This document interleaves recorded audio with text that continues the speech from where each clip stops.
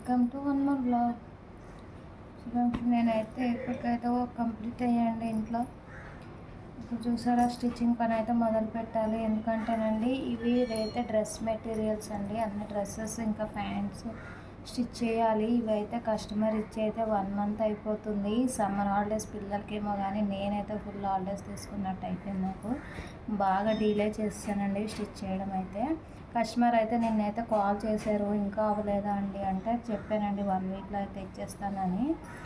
ఏంటంటేనండి, పిల్లలకు హాలిడేస్ ఇవ్వడం వల్ల ఇద్దరు పిల్లల్ని చూసుకొని ఇంట్లో వర్క్ అంతా చేసుకొని వీడియో షూట్ చేసుకొని చాలా హెవీ వర్క్ అయిపోతుందండి నాకు. అందుకనే ఈ పని అయితే అయిపోయింది అలాగా. ఇప్పుడైతే కటింగ్ చేసుకొని స్టిచ్ చేద్దాం అనుకుంటున్నాను అండి. 2 అయితే డ్రెస్సెస్ స్టిచ్ చేయాలి. డ్రెస్సెస్ బ్లౌజెస్ కూడా ఇచ్చారండి వీళ్ళు. ఈ మధ్య కొంచెం గ్యాప్లో బ్లౌజెస్ అయితే స్టిచ్ చేస్తాను. ఇంకా ఈ డ్రెస్సెస్ అయితే స్టిచ్చింగ్ అయితే చేయాలి. ఫస్ట్ అయితే ఈరోజు అయితే ఇవి కటింగ్ అయితే చేసేసుకుంటాను.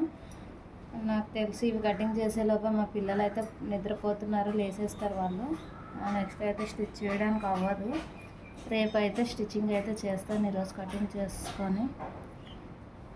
చూడండి, వీడియో అయితే ఇదండి. Thank you for watching.